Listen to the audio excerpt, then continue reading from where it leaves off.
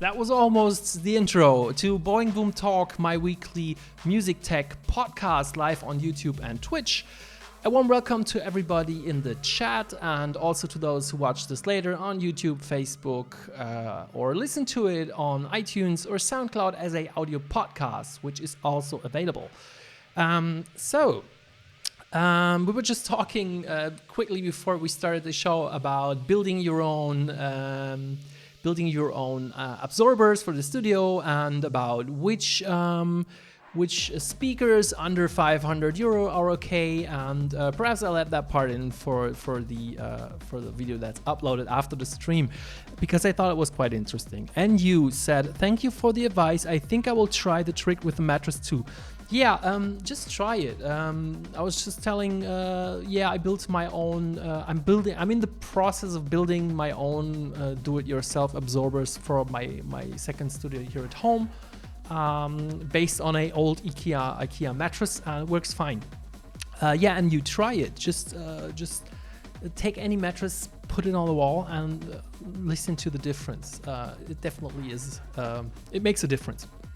Okay, so today I brought some topics because I think, it has been an exciting week. There were quite some nice things announced this week. First of all, our Output introduced their new plugin Arcade. I think those were, for me personally, the most exciting music tech news this week.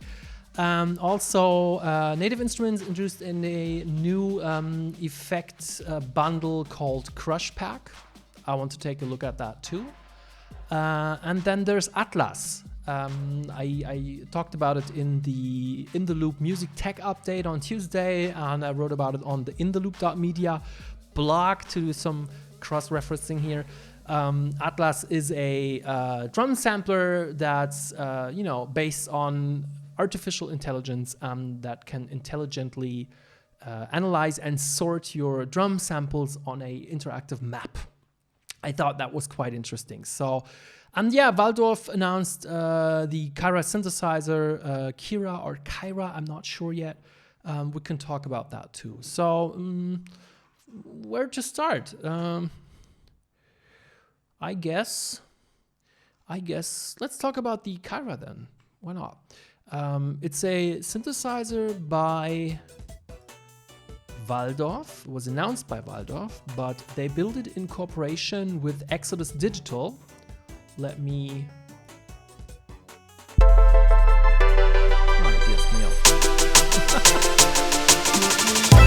What is happening? Okay, let me put that on the screen for you. Yeah. There we go. Okay. So, this is not my website. Oh, guys, it's hot. I'm tired. This is gonna be a weird one.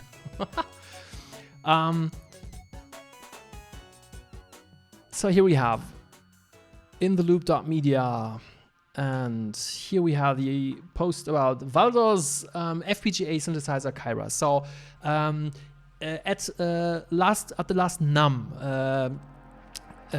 There was this independent... No, it wasn't NAMM, it was Musikmesse. At Musikmesse, there was this independent developer. His name was Manuel Caballero, and his company name is Exodus Digital. And he introduced his prototype of a fully FPGA-based digital synthesizer, which had quite some interesting specs, although some people thought of it as, it's impressive what this thing can do, like 128 voices of polyphony and 8-part multi-temporality and stuff like that. But some people considered it kind of, what's so new about it?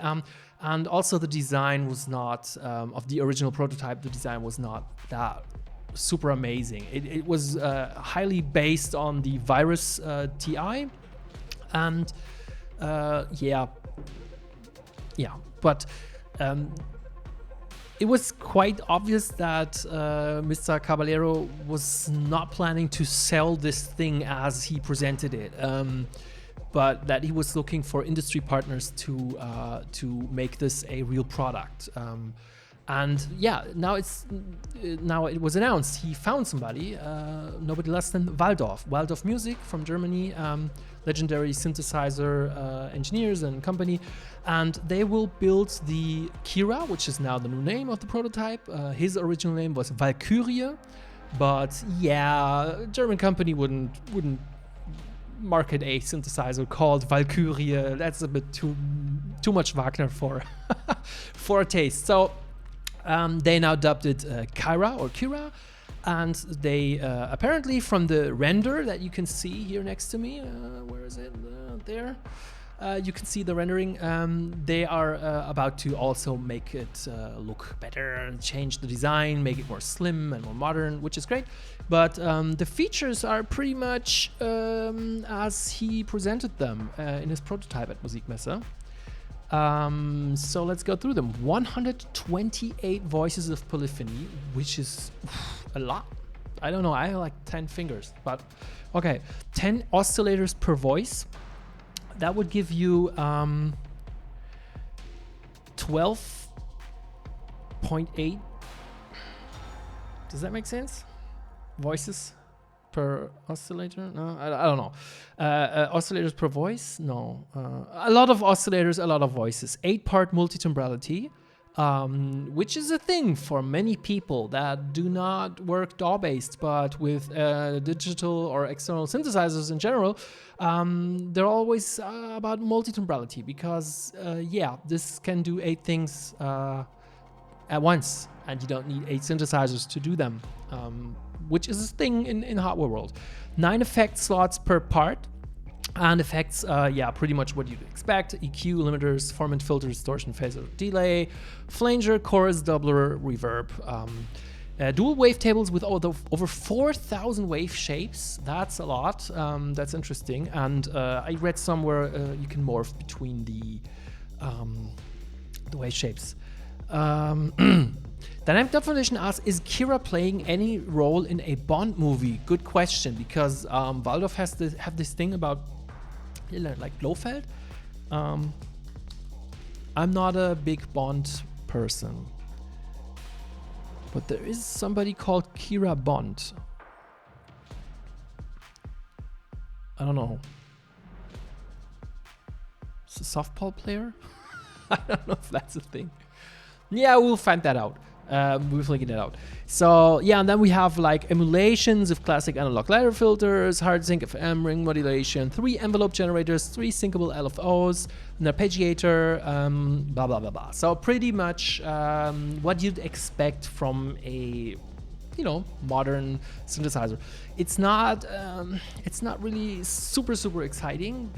There's nothing in there that's totally new. That's totally will totally blow everybody's mind. But we don't know how it sounds yet. So the prototype sounded quite nice. It sounded good, and depending on the sound, this could be a really great synthesizer. The price is expected around 1,900 euro. So it's, I think, actually cheaper as the Virus TI. Let's check it. I don't know the recent price of the Virus, but so a Virus TI2 desktop is right now 1,600 euro. This will be less than 300 more, but the Virus TI2, which is it's very comparable, I think, is like a 10-year, 12-year-old design or something, and this is new. So yeah, let's see how it sounds. So FPGA based. That was the thing that they stressed in the press release and everybody was talking about. So what does that mean? FPGA is you can think of it as a like a blank circuit, like a blank chip that can be programmed to be any kind of circuitry after it has been manufactured.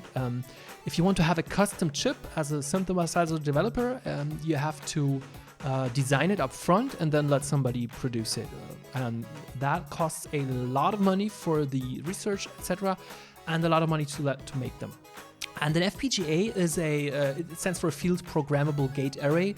It's like a blank chip that can be programmed after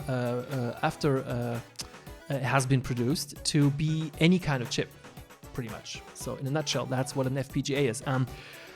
It is cheaper to build a unit based on an FPGA, and very good thing about it is you can do all the programming and stuff afterwards. And you can, if you made a mistake in a hardware chip and you produce that chip with that mistake, with that error, you have an errors chip. And if you have an error with an FPGA that you discover afterwards, you can just change the program. The FPGA itself is blank. It can be anything. And once you turn on the unit, it just loads the program that you wrote for it, and then it turns into, for example, a bunch of oscillators and an emulation of analog circuitry to be a synthesizer. But it could also be controlling an airplane or whatever. It can be everything you want. It's a very nice way for manufacturers to have a kind of custom circuitry without having the costs of developing and producing custom chips, because that is only economically possible. Does not make an economical sense on a small scale. You have to do a big scale, and this is even for Waldorf. I mean, this is a niche product. They won't sell hundreds of thousands of these. So FPGAs are a great way to power a synthesizer these days, and Peak by Innovation is the first mainstream synthesizer that has utilized, as far as I know, this technology, and I'm sure more will follow. But in Peak, only a part of the synthesis engine is based on the FPGA apparently, and this one here is 100% FPGA. So I don't even know if there's several or even only one FPGA in there, but possibly if it's a powerful one, all these 128 voices and 8 parts and effects and modulation, etc., could be handled by just one chip with some clever programming. Yeah. What do you think? I mean, does this excite you in any way? With digital synthesizers these days, I mean, it's kind of tough because people keep nagging like, oh, why should I pay $2,000 for something my computer can do? Because in the eyes of many people, it's just a DSP running software, but an FPGA is not. It runs at a way higher clock rate. You get audio rate modulation with it without the problems a standard DSP would give you.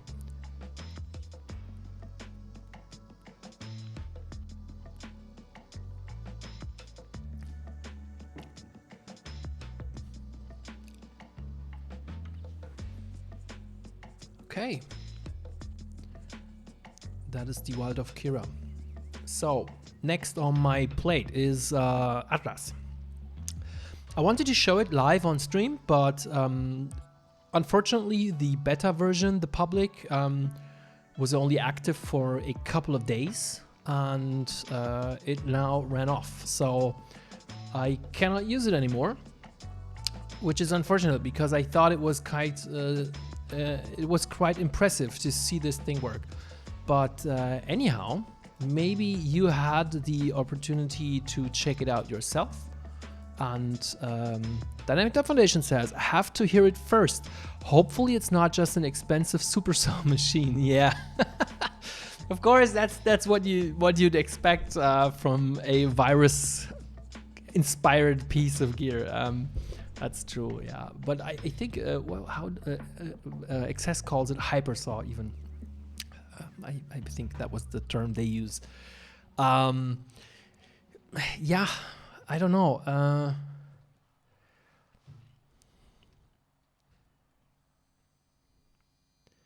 I've been, I had my hardware phase like last year. I was totally nuts about having hardware synthesizers as much as possible.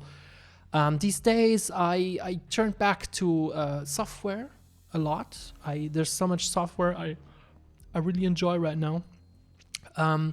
Because I make audio production and music as a job, and I have to get stuff done, and my client does not give two craps about if I used a cool vintage analog hardware synthesizer or if I used Omnisphere to make a track. Nobody cares.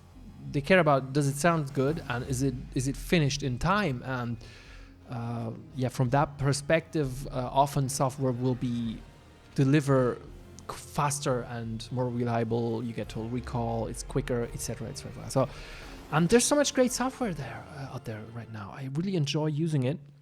So I got very selective with hardware lately. I don't want to hang out in a museum with synthesizers. This is a place of a workplace, and also a place of having fun making music. I got very selective with hardware, and something like the Waldorf Kira, I think it looks really good. It's a promising concept, but for me personally, I do not see a place for something like this in my setup at the moment, except it sounds really, really awesome. If it sounds really great, it gives me something I do not get from my plugins and from my other synthesizers, then I will be very happy to check it out. Especially since it's digital, so it has memory and preset management, etc., which is important for me. I don't want to spend half an evening tweaking a sound and then it's gone forever because I don't have any memory. Because in commercial music production, you want to use that sound over and over. Okay, enough of me blah-blahing about that. Let's check out.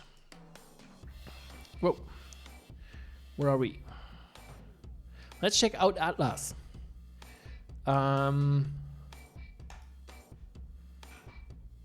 So Atlas is a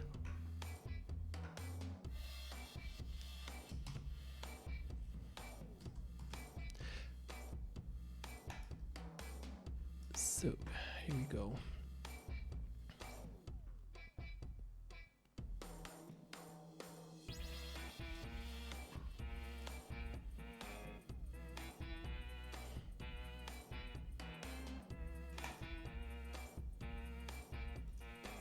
Oh, wrong one. Okay, so Atlas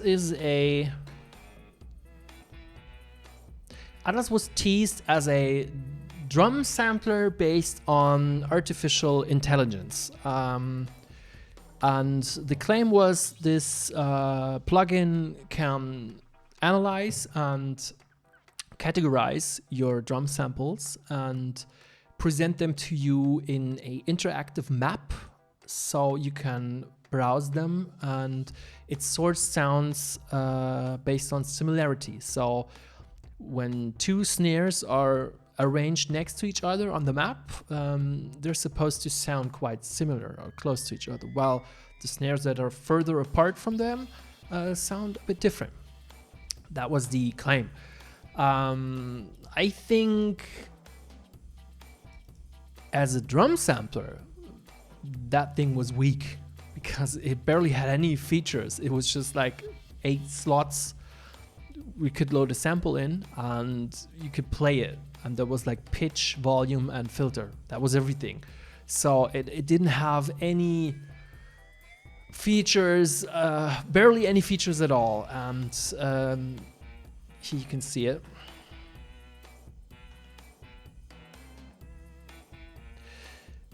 But I think that wasn't the point. Their point was not to present a drum machine. That was a proof of concept to show off their artificial intelligence or machine learning software behind that drum machine. It's their first. It's the first time they publicly show, as far as I know, a music production software based on the AI algorithm SoundClass. and it's music or sound recognition algorithm. So this is an algorithm that scans audio files and recognizes them. It recognizes this is a kick drum, this is a snare, this is most likely a hi-hat. And this is a proof, I think this thing is a proof of case. They don't accept anybody to ditch battery or machine to use this as their main go-to drum sampler.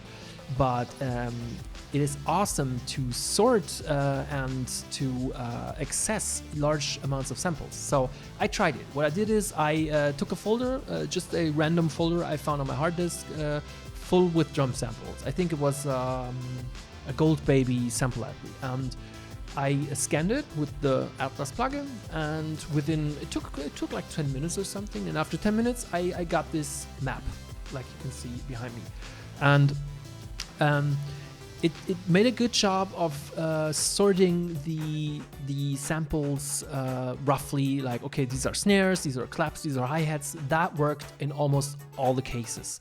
Very rarely I would discover a kick that was actually a snare, or a hi-hat that was a clap or something like that. But most of the time it did that well.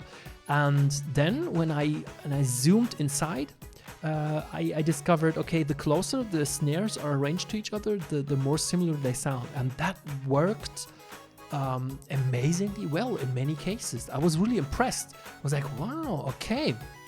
It really understood this snare here is like it was like a clicky snare with a snap in there and a little bit of clap.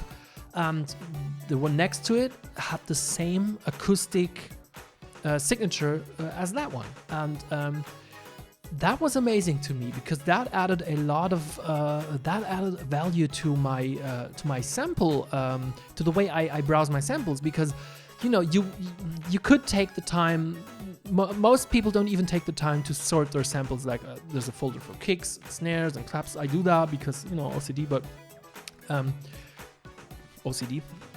but even if you do, there are many different kinds of snares, and you would actually be so mental to sort these into different folders. Like, okay, these are the dry, vinyl-y, acoustic-y snares, and these are the more clicky ones with a little bit of snap in them, and these are the ones with a little bit of...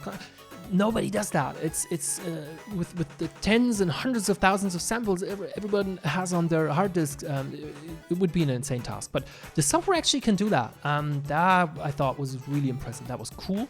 I would love to use this to get to access my sample collection even better.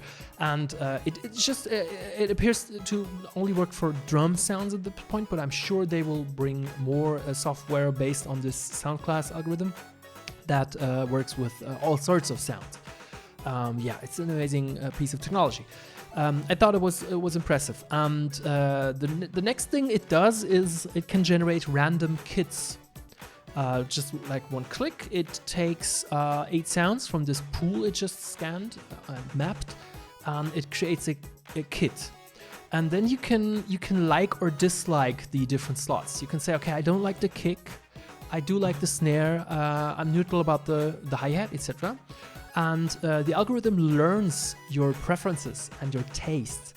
And the next time you let it randomly create a kit, it's supposed to be a little bit better already, because it knows he doesn't like this kind of kick. I will not pick this kind of kick anymore. So over time, the algorithm gets better and better, and it gets more personal, because it now is based on it makes decisions based on your personal preferences. So it gets your personal signature, and after using it for a couple of months, maybe, or weeks or days, I don't know, maybe it would select drum kits pretty close to what you would select from that pool, without you having to listen to all of these drum sounds for hours and hours before. And that's an amazing idea. And you says, can you drag and drop samples from Atlas into another sample player or export them? Yes, gladly. Fortunately, they included that feature. You can just drag and drop them from Atlas to Battery to Ableton, to whatever. It's a VST or AU plugin within the DAW, and you can drag and drop the samples from there to any other place in the DAW. Which is very, very good, because otherwise, as a drum sampler, this thing sucks. But as a sample analysis tool, it's awesome. It's really amazing. Then, what really made my brain melt was they have this MIDI clips feature. Maybe you can see it behind me. They have these MIDI clips. And the MIDI clips are like a hip-hop beat and a break beat and house beat. And when you load these into the DAW, you can just drag and drop them from the plugin into the DAW. And then you can clear the kit and let it generate a new kit. It will then generate a kit based on that MIDI loop and try to select sounds that match that style.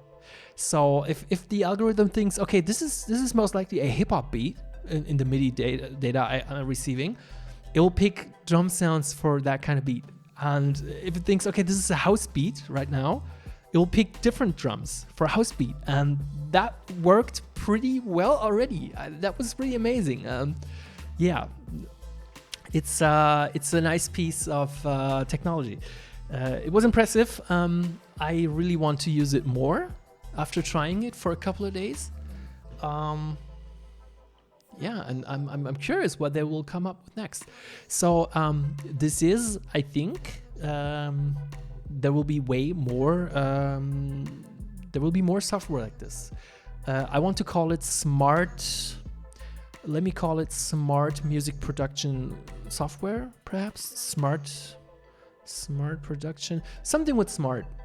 It's it's not just passive software that does what you tell it to, but it actively assists you in making music.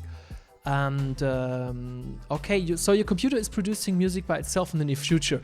That's what Dynamic Dub Foundation says. Yeah, that's exactly what people are afraid of. People are afraid of, why does the computer make music? It's a very good question. The question, I think the bigger question is, what is making music? Well, what is it? What is making music? Is searching for a kick drum for an hour until you find the perfect one, is that making music? Is tweaking a sound on a synthesizer for hours until it sounds as you would like it to sound, is that making music? Even is combining chords to a chord progression, is that making music? I'm not sure.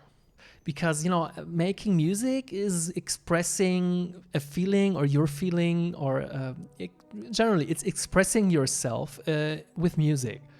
And you can do that without having to look for a kick drum. If there's already the one you're looking for there for you, you can go right away expressing. And I think these smart tools, they're not meant to replace the musician. They're meant to assist the musician. And I don't want to, see software that automatically composes and produces music. That would suck. But imagine you come to the studio in the morning and you have this smart assistant software that, has been working with you for months or years and really knows your musical taste and knows your moves and knows how you typically go, how you typically approach the creation of music. Maybe that software recognizes you're a bit late and you're not listening to happy music as you always do, and that software says, hey, it appears you're in kind of a bluesy mood today. Want to make a sad song? And you're like, yeah, actually I do. And then the software says, okay, I've prepared a couple of chord progressions I thought you would like. And here's some drum sounds and some synth patches that I could imagine you would like to use in a song like this. And these are based not on, not random or whatever.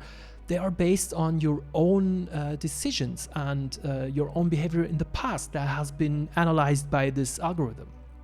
And so what this algorithm presents you, the selection it presents to you, is not made by the algorithm. It's made by you, because it's based on your personal sound and music signature. So I think that kind of assistant would be pretty awesome to have. I'm pretty sure, the big composers, they have their assistants to do the annoying stuff that they don't want to spend their time with. Like, okay, do this and that and transcribe it. I'll come back tomorrow. So why not as mere electronic music producers have something like this, an assistant that helps us. As long as it's personalized, I see no bad in there. I actually think this is the future of music production, and the especially in the prosumer area. People want to make music, but they don't want to become engineers to make music. So if you give them tools that make it easy for them to make music, they will gladly use these tools and make music and enjoy themselves. So dynamic dose says, I think the answer given from the past is yes. Didn't want to blame new software, but I think to bring is to the point, human imperfection is a good foundation to do music. Yes. Human imperfection is, of course, a big part of making music, and it's a big part of being an artist, of all kinds of art. But, honestly, most people that use music production software are not artists, and also do not plan to release even that music or show it to anybody. I think most people that use software like this just want to have fun, enjoy themselves, and by making music. Maybe 100 years ago, they would have sat in the room and played the guitar with each other and sang and had a happy time. And now they hang out and play around with Ableton Live and Machine and have a happy time. Anything that makes it easier and more fun for them to make music is great. There will always be composers and professionals that do not rely on tools like this. There will also always be, especially in the production music industry, these guys, they have to deliver a lot of music all the time. They have a very high output. Some of them create finish 5 tracks or more a day. That's a reality for some producers. They will love every tool that speeds up their process and speeds up their workflow. So for them, this would be great. Many kinds of.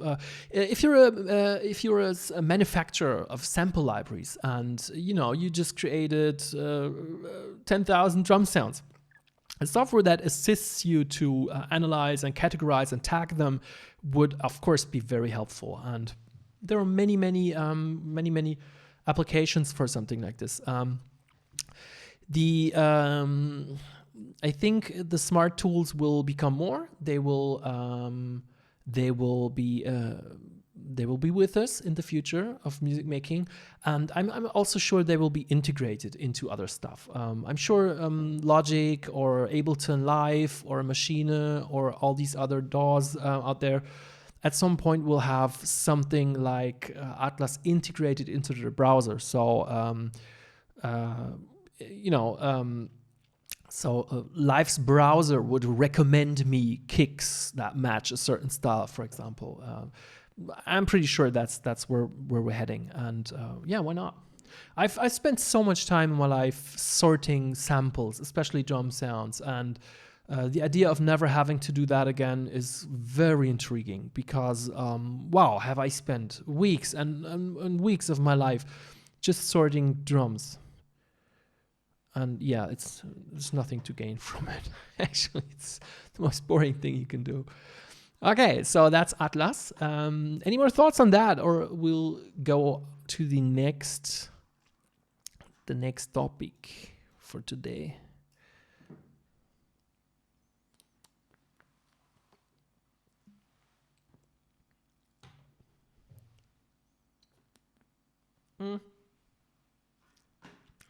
There's no music. You gotta tell me that when the music is off.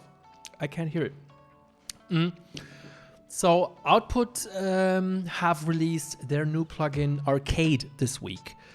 I am a big Output fanboy. I now also own their complete full bundle of software. I love it. So I was really excited when they announced something new. And Dynamic Dub Foundation says, in my mind, that's the point. People should have fun while making music, but I don't want a future where computer making music by itself. Personally, I also using smart tools, so I'm cool with it. Yeah, there is already computer-generated music out there. There are actually companies that produce automatically generated music with software 24/7. And automatically upload it to distributors, so it then lands on platforms like Spotify, iTunes, etc. There was a case of a company I was told about. They then named these randomly generated songs very close to popular artists and songs. So, for example, they would have a fake artist named Justin Timberlake or something, with a song that matched the original song. And the idea behind that was maybe a couple of 100 or 1,000 people are dumb enough to click on that song on Spotify because they don't realize it's not the real one. And you don't earn a lot with a couple of 100 or 1,000 plays. But if you upload like hundreds of thousands of these songs, that adds up. That's a lot of clicks and a lot of money. That's already happening. There are companies doing that. It's a very shady business. Yeah, but computer-generated music has been a thing from since I think the 50s. They had the first installations with computer-generated compositions. It could make sense in some areas. Why not? Imagine you're going to a shopping mall and the music that's played is actually not just played back. It's generated in real time based on all the parameters in and around that mall. So there's an algorithm that recognizes, okay, there are not that many people here. Most people here are middle-aged and they're walking quite fast. So I suppose they're in a hurry getting back to work because it's their lunch break. And the weather is nice. The sun is shining. It's springtime. And also it's around Easter, etc., etc. And the algorithm then generates music that, kind of makes sense in this specific context that it just analyzed. And if the result is that more people enjoy the music that they're listening to in that moment, and so yeah, okay, it's actually something I enjoy while I'm doing my quick lunch break shopping in the mall, why not? That's a great thing. That's better than just playing some random bullshit everybody is annoyed by. So there, even for computer generated music, there are lots of use cases. So Output have introduced a new plugin called Arcade, and it's not based on Kontakt this time as their other instruments, but it's a VST or AU plugin in itself. And I was really excited because I'm a fanboy, as I said, to see what it is. They announced nothing less than we will change the way you make music forever. So everybody was like, wow, what's coming? Are they doing a DAW or hardware sampler or whatever? It turns out Arcade is what they call a 15-voice loop-based synthesizer. So yeah, that's a bit... Let's say it's a sampler, but it's a very special sampler. And it is one that older people, I don't want to be ageist, but the old school guys will hate, because it's not only cloud-based, it's also subscription-based. So That's a lot to swallow for the old school guys. It is a sampler, and let me check my notes. It has real-time performance and manipulation features. It can load up to 15 samples and 15 slots and like loops and play them. It has 11 internal effects. The white keys play the loops and the black keys trigger the effects. It is, as all of the output stuff pretty much, simple in the front but deep in the back. So the front you just have a very eye candy appealing interface and just 4 macro sliders, like with the other contact instruments by output. Most of them, I think all of them have these 4 macros. And in the back you can dive in deeper and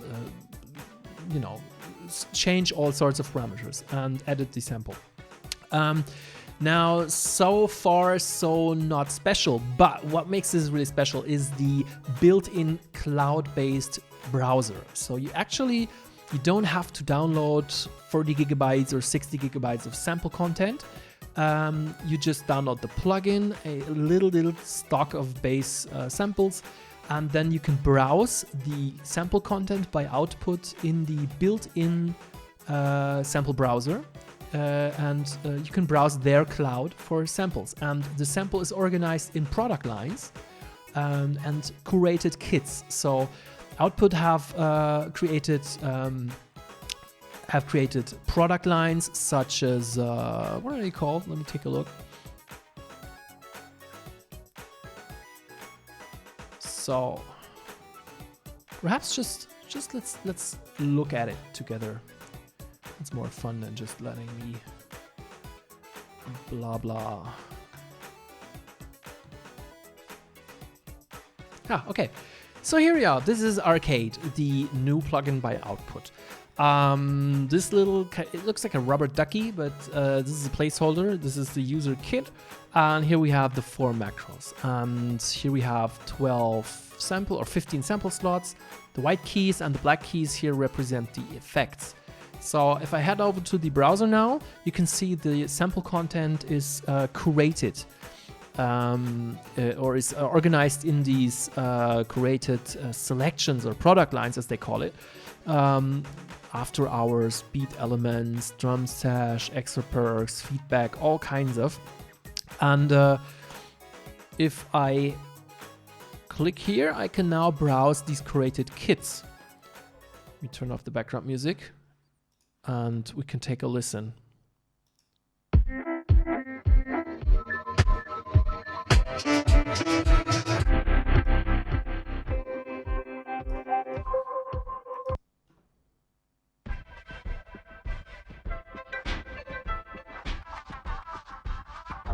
Okay, I like this one, so I can now load it, and now it's actually downloading the loops to my local hard drive. Before I was just streaming a preview, and now it's loading, and here you can see one downside of the cloud-based sample content. It takes quite long to load it.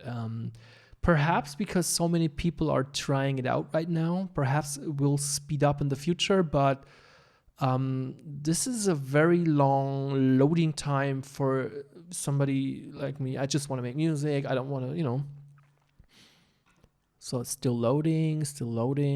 I got fast internet here, so it's not my connection. So here we have it. Now I can load it to the sampler and ta-ta, turn back to the slick panel, and I can now just play this.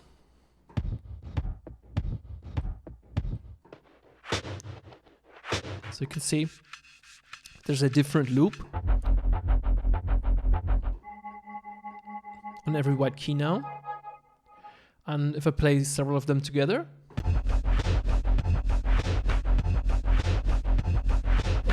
so that's a track. And then there's the effects on the black keys.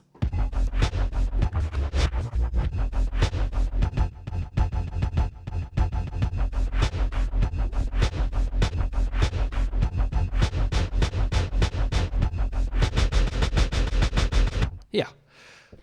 So this is what you will do right out of the box. This is what it does. No learning curve. So they're going the splice way, says Dynamic Dub Foundation. Yeah, but yeah, that's a good point. But they do it in a better way than Splice do it, in my opinion, because with Splice or Noise or Sounds.com, you have to open your web browser and go to their website, log in case you're not logged in anymore. Then you browse samples online. If you found something you like, you download it. Then you have to find the folder where it was downloaded to.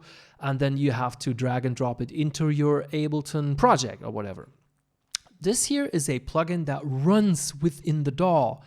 And you have to not do any of these things. You have a direct landline to their sample library inside of your DAW. That makes it quicker, and you can stay inside your song and inside music making mode, and you can go on being creative without having to do all this online stuff that I was just talking about. This does not get in your way of being creative. It just does all of that in the background, and that's a genius idea, to finally integrate a cloud and subscription-based music or sound library directly into the DAW. I've been wondering for a couple of years why Maschine and Ableton and many of these manufacturers and DAWs do not already have that. Why wouldn't they integrate content stores or subscription-based libraries directly into their DAWs? That would make so much sense, but for some reason, they didn't do that yet. Perhaps they will at some point. Arcade now did, and it's great that they did it because they have, this is very premium, high quality sample content. After all, it's output. They are known for very, very good sound design, and this is premium sound in your DAW. So you have the 4 macros. Let's take a look at that.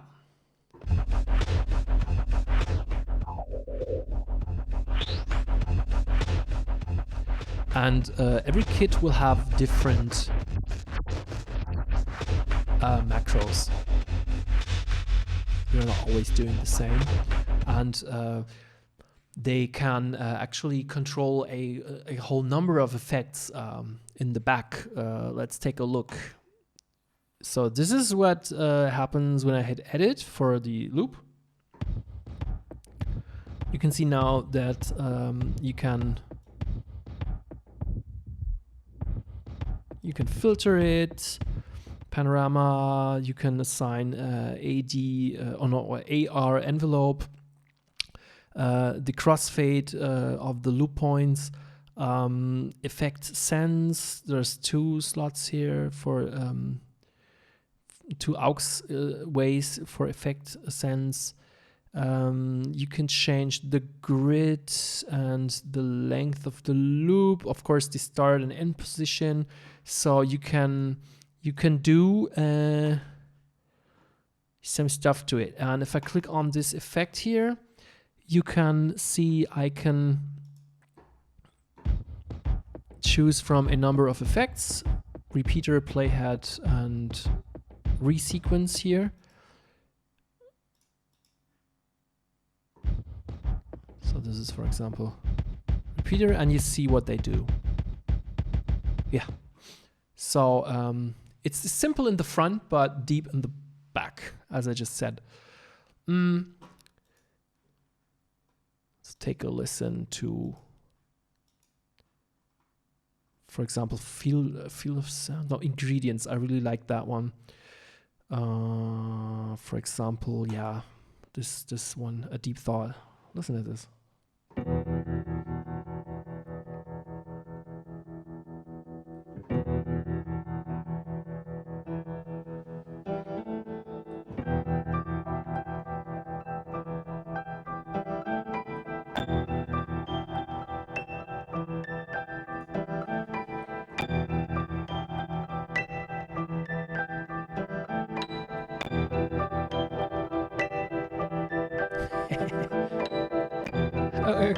would never be able to play that myself.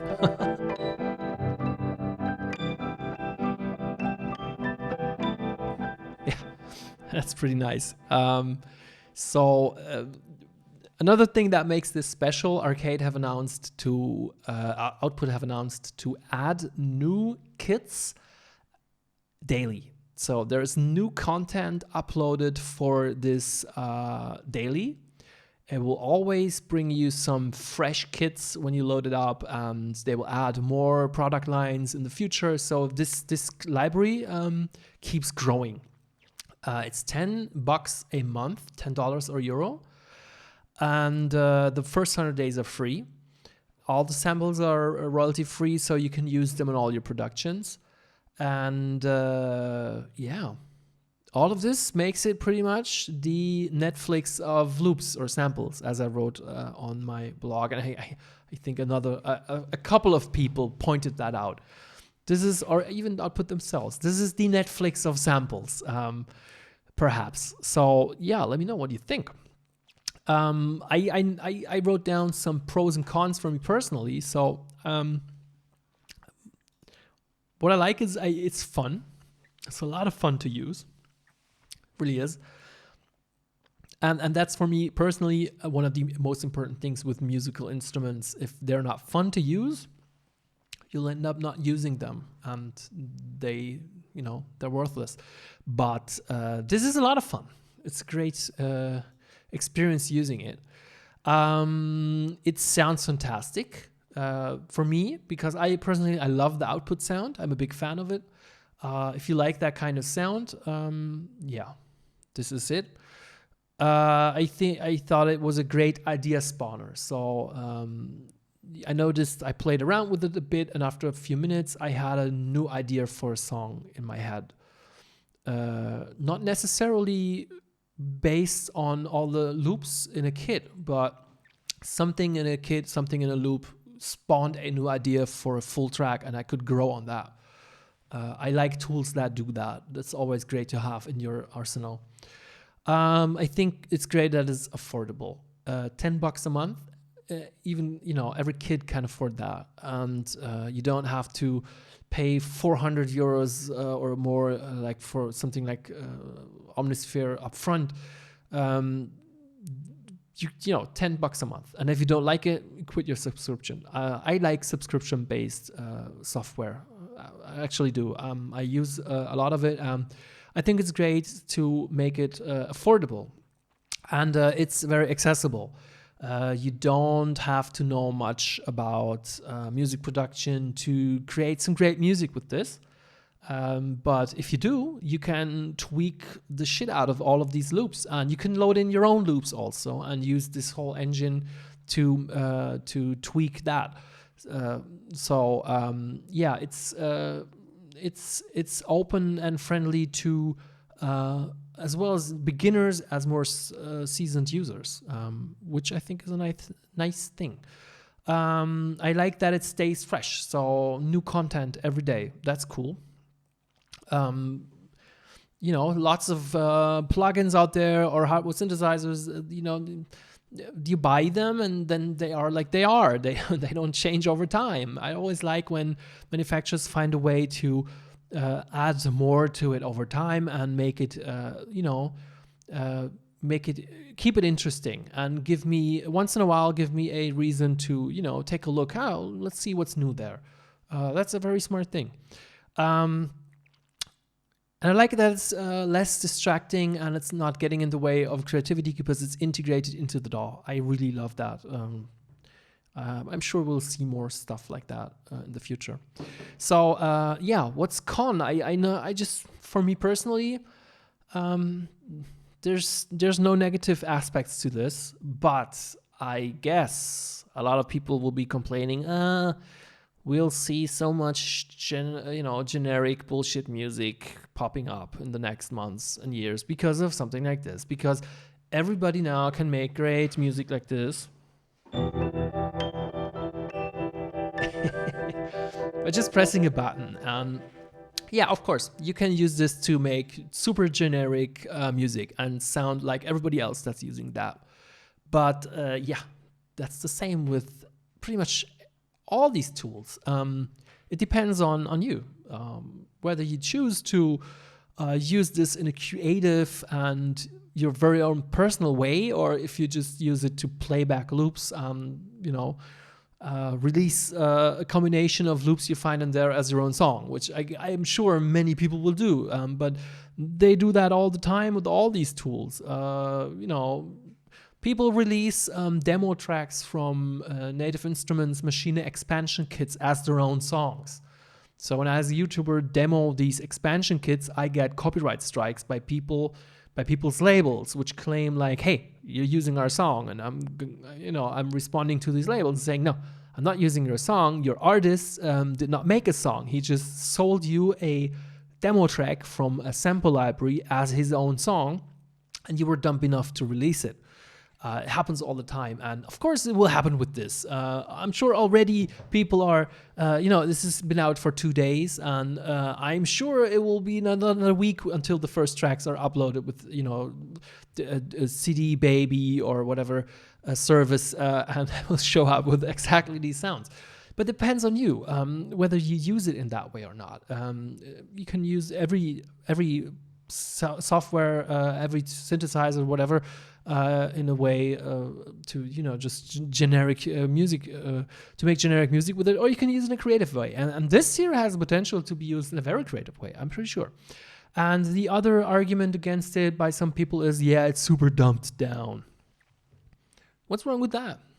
What's wrong with accessible tools that everybody can use right away without having to go to months of training or learning? Why? What's the problem with that? I think people complaining about so-called dumbed down software, it's an elitist thing. Yeah, of course, using a plugin like this is dumbed down compared to playing a violin, but not everybody was as lucky to receive 15 years of violin training as a kid and now can play this instrument perfectly.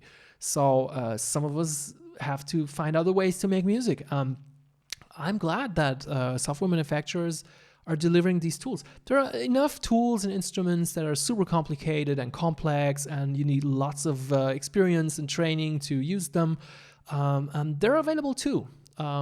Use them. Be happy. I use some of them myself, but I also like simple, accessible tools like this because it's fun to use them and they work.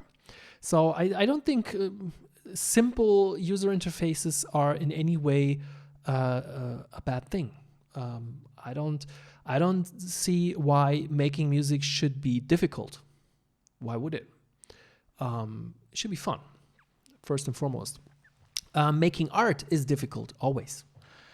It doesn't depend if music is your art form or literature or paintings or photography.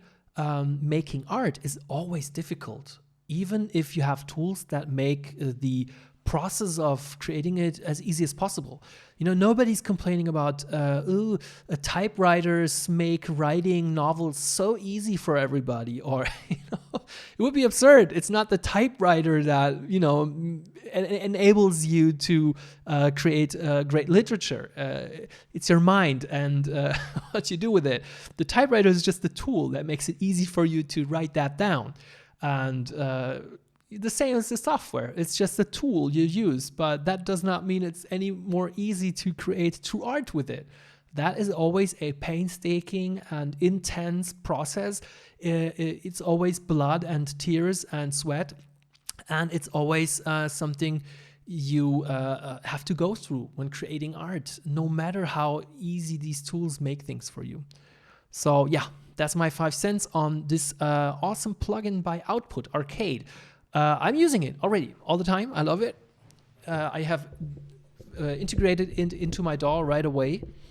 It's one of my go-to plugins right now to not necessarily to add something to tracks I'm already working on, but to spawn new ideas. I really like it. It's cool.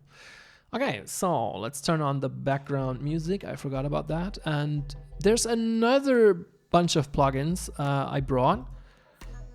Let's check them out. Very colorful guys here. This is Byte, Freak, and Dirt. Is 3 new plugins by Native Instruments. It's the what's it called? The Crush Pack. Yeah, not Crunch Pack. The Crush Pack by Native Instruments. Whoa, there you go. So these are 3 plugins with a focus on yeah. 3 plugins with a focus on sample reduction and frequency modulation, but yeah, it's about you know, making stuff dirty, destroying sound. To sum it up, let's look up a loop from. Oh, all 3 plugins are active already. Okay, let's start with Byte, perhaps. Oh. Turn the background music.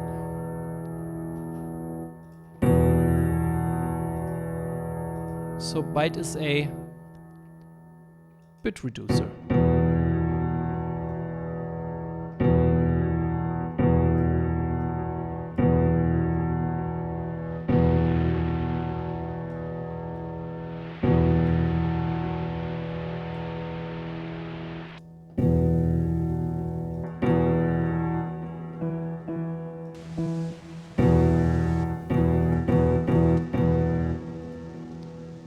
Not sure if these fine nuances of bit reduction are really that audible over the stream, because of course the audio quality of a stream is highly compressed. Perhaps let's try it instead with a beat, because I think it's more audible with a beat. Let's see, beat elements. Okay, that sounds cool. Let's go with that.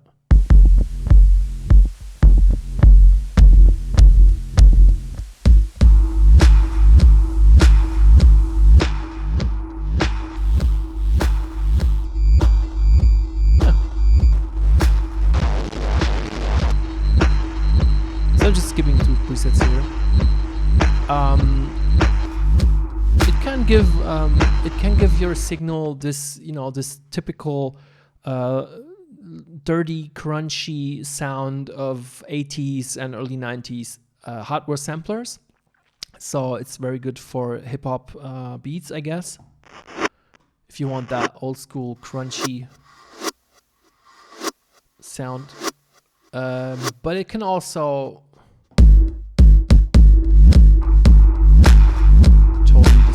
signal.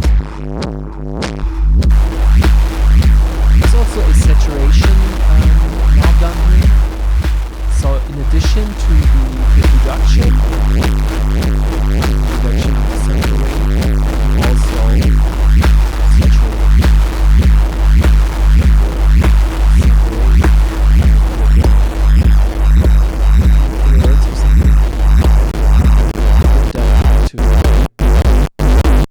bits. So now it's basically go to one bit is not possible. 2 bits is just on and off. Okay, I think I destroyed it.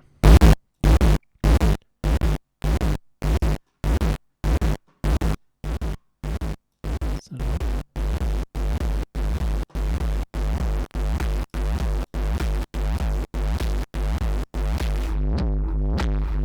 crunch. Yeah. When I first try these like bit reduction stuff, any Gava in here? Yeah, lots of dynamic dub foundation. It's perfect for Gava drums. I was just about to say, I tend to use these in way too extreme settings in the beginning, but after a while I figure out often effects like this, they really shine in more subtle and nuanced settings. You know, just adding a little bit of dirt and crunch to for example, a drum loop or a drum sound. And if you do that with several of your tracks in a song, here and there, it adds up. You all of a sudden you get this more organic, crunchy, old school vibe without listeners necessarily directly hearing, there's a lot of bit reduction going on there. So using them in a subtle way is often the way to go. But this one can do both.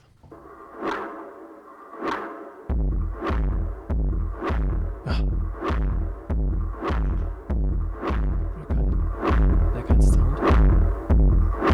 Very nice. So this is Bite, the first one of the 3. Dirt is another one. It's the yellow one. Here we go. And Dirt is a distortion plugin, basically. It combines saturation and wave folder. It has 2 channels, A and B, and they can run in parallel or in serial mode. So in serial mode, if first signal runs to channel A and then channel B, and in parallel mode, it runs to both at the same time. But not split from left to right, but both channels run to both distortion channels. Let's try it. I think for this I would prefer more of a acoustic drum kit.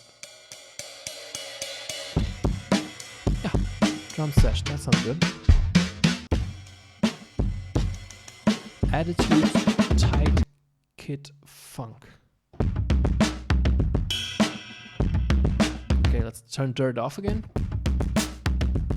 So this is the dry drum. Let's go with this one. There's already some, I can tell, there's already some, there was already some distortion or saturation going on in Arcade. Let's see. Distortion, yeah.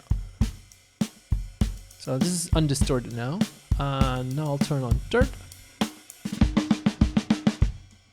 We now are in serial mode.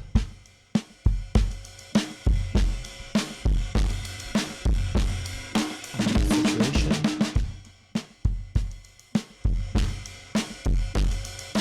Loading. Set the bias.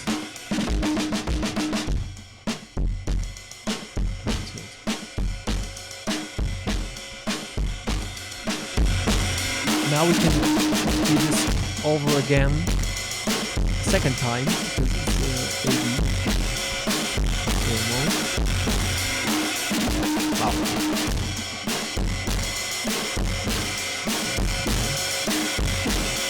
A lot. Before.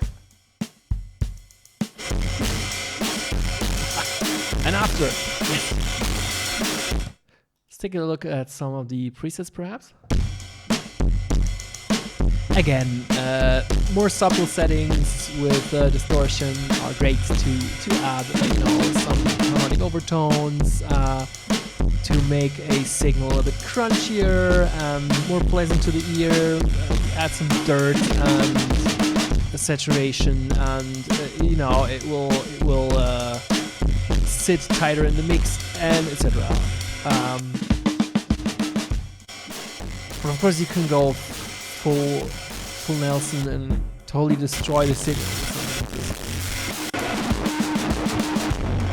Then I definitely think this sounds like an old Hard Knocks track. Yes. I played around a bit with Dirt. I bought the plugin bundle right away because I was so excited about it. I was like, I was even the first person to comment at least one of these videos, because for some odd reason, I stumbled upon it just seconds after they uploaded it.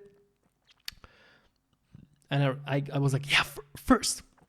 So I commented it and I bought it right away, and I played around with Dirt. My first impression was very good because it is very well calibrated in the sense that it delivers musically useful results over the complete range of the settings. That is not something all of the distortion plugins or saturation plugins I know do. I have some other plugins, for example, Decapitator by Soundtoys, which can sound really great too, but it can also sound pretty not great if you're not setting it right. This third plugin here, it sounds, for me, in most situations, it delivers well-sounding, musically useful results, which means they spend time with calibrating it to make sure it always sounds good. This is so fat. Before? Dynamic Dub Foundation asks, is it comparable with Decapitator? Yes and no. Yes, in the sense that you would normally use it to add distortion or saturation to a track, which is the same you would most likely use something like Decapitator with. No, in the sense that Decapitator actually emulates an analog input and output converter of what's it called? Not converter, transformer. It simulates the inputs and outputs of analog gear.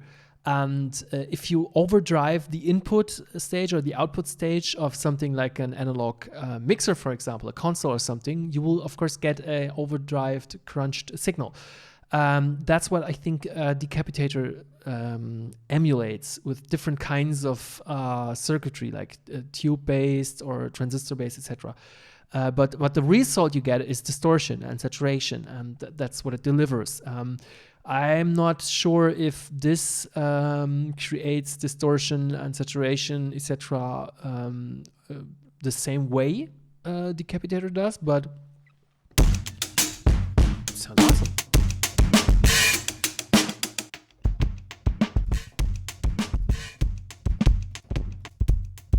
I'm really excited about it.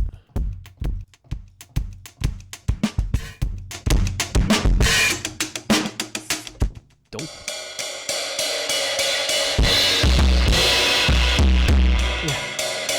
It's something very useful for me. The kind of music I make, I have a big use for this.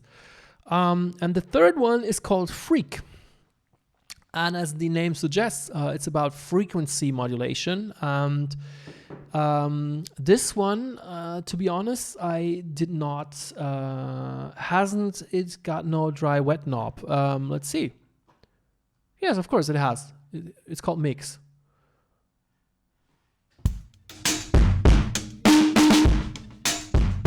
So you can go in parallel here. Yeah. And Decapitator has a dry wet knob as well, if I correctly remember. So Freak. What is it? It's if I remember right, it offers lo-fi retro radio type of effects. I see a ring modulator in there, amplitude modulator, so AM, FM, frequency and ring modulation. So AM, FM, and ring mod. Combined in one plugin, and you can blend between these types of modulation. Just let's try it. Let's try this one with more musical.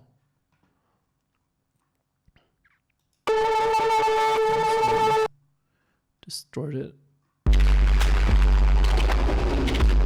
Still running through dirt. Pocket Band.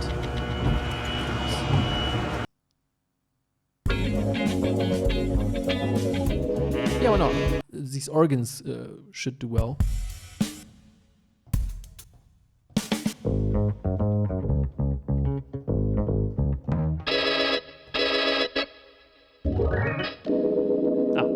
so here's the organ. So we have presets for keys and guitar, smoking keys. Oh, I have to turn it on. Oh yeah, okay. So this is like a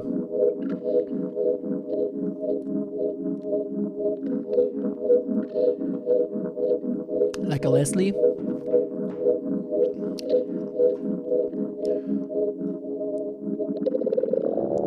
The frequency.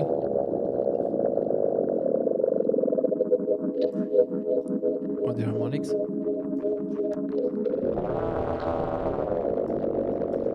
The stereo width.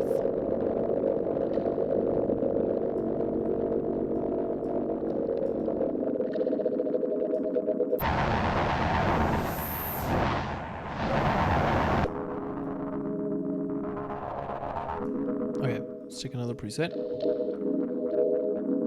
Oh yeah, again. Okay, so this is a bit more far out. Let's check it with drums. Ah. That's nice.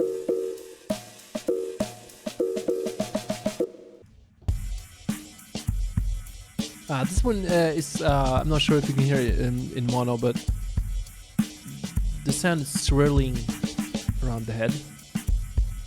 That's what I call it, around my head.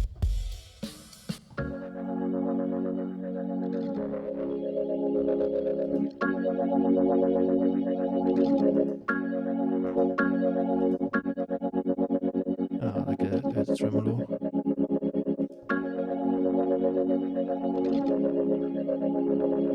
Nice. This gives a nice white effect. Edgy bass. Let's try it with the bass. Whoa, okay. This adds very nice texture. Flanger kind of. Phaser. That's nice.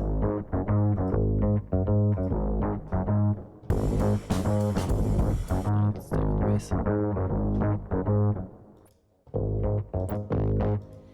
So there's presets for drums.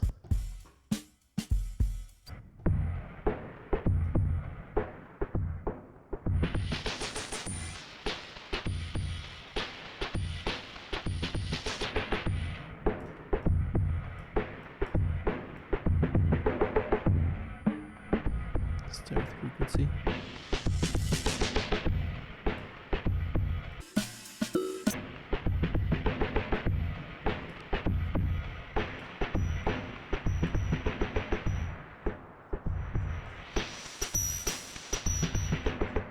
Nice.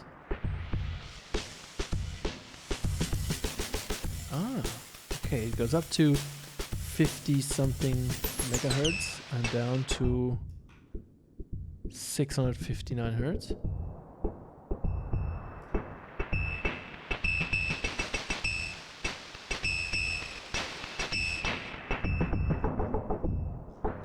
Degrade it.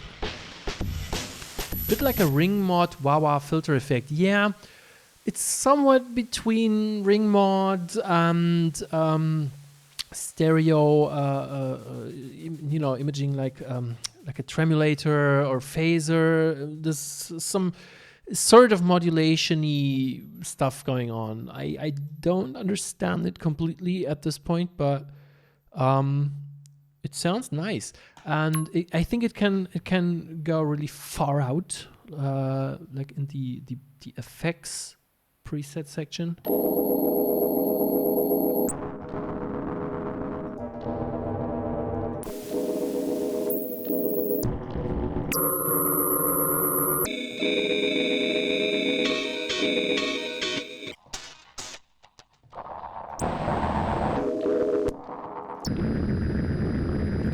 This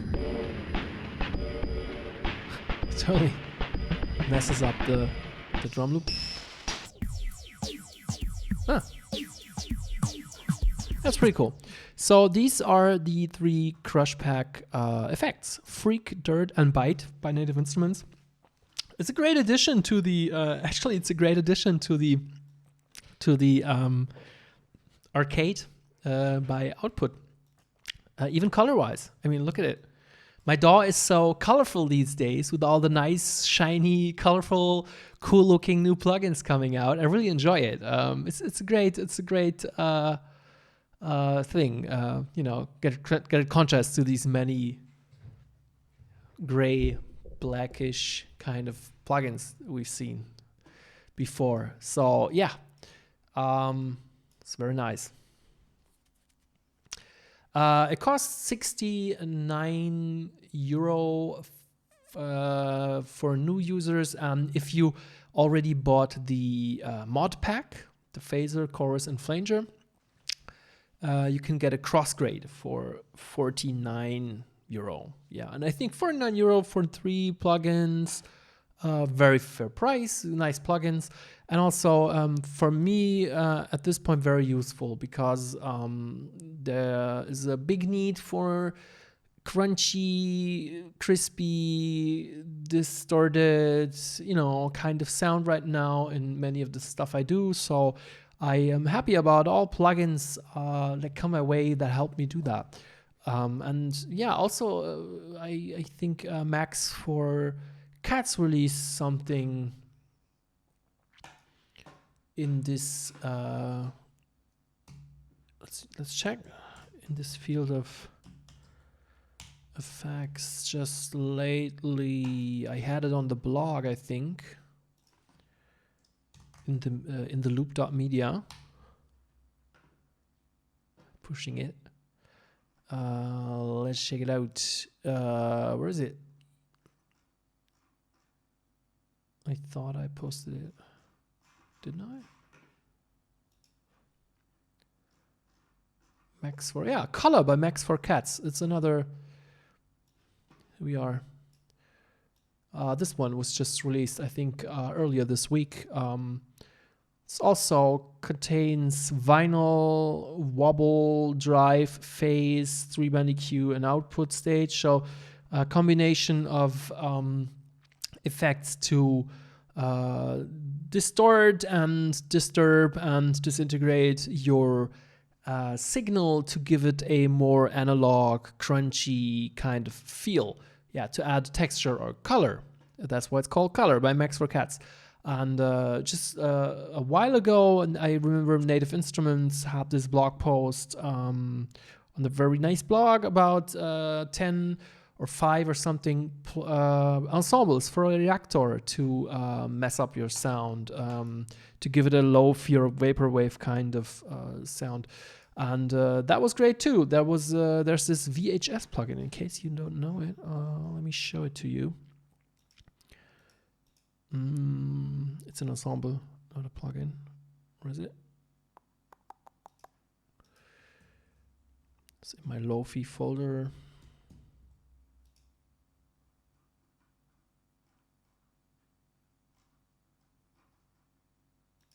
Oh.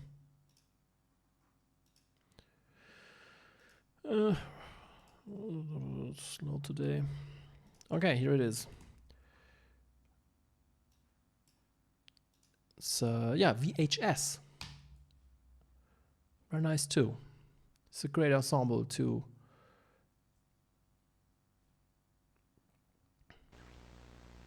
There we have it.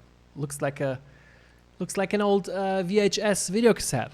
And if we try all these in combination, let's do that. I'll turn them all off. Let's look for a.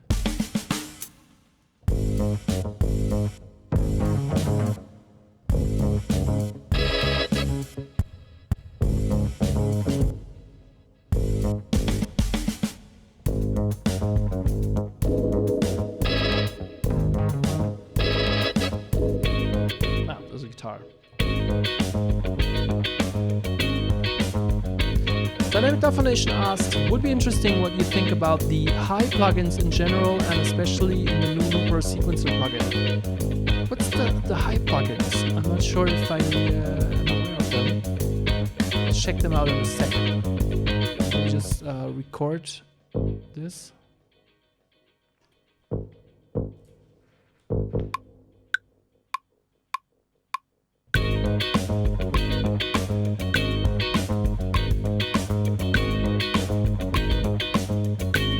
Yeah. Okay, it's a very easy. I just recorded this. Recorded it. Okay, so you asked about the high plugins.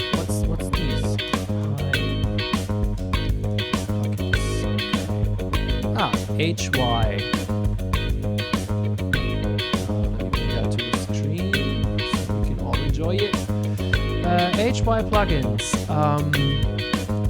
I don't know them. Actually, never seen them before. It's weird. I thought I know all the plugins. I cannot say anything about them because I have not used them, but I will most certainly try to get my hands on them and test them, and then let you happily share my opinion with you. They look interesting. Design. Some of them. I'll check them out. Thanks for the hint. How do you like them? Is it worth checking them out?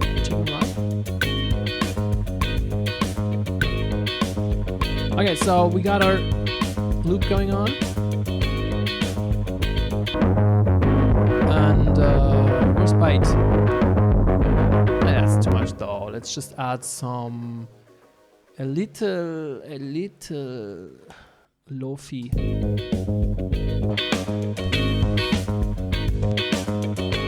Vintage playback. That's great.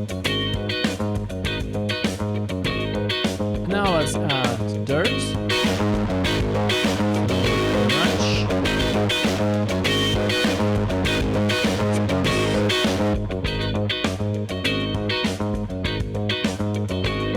And let's add freak.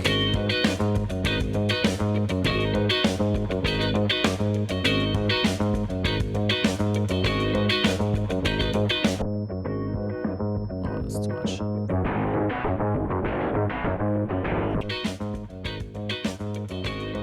Start with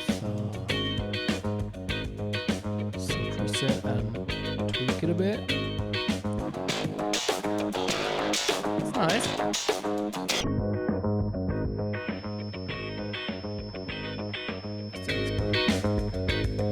Okay. Let's move them. Before. After, and now let's add VHS.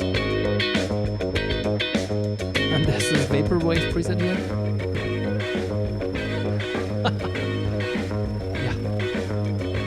Dynamic Dub Foundation says, really great sequencer plugs, not fixed to 16 steps for sample. Okay, I will check them out. Thanks for the recommendation. So with this pretty much destroyed arcade loop in the background, I think it's time to wrap it up.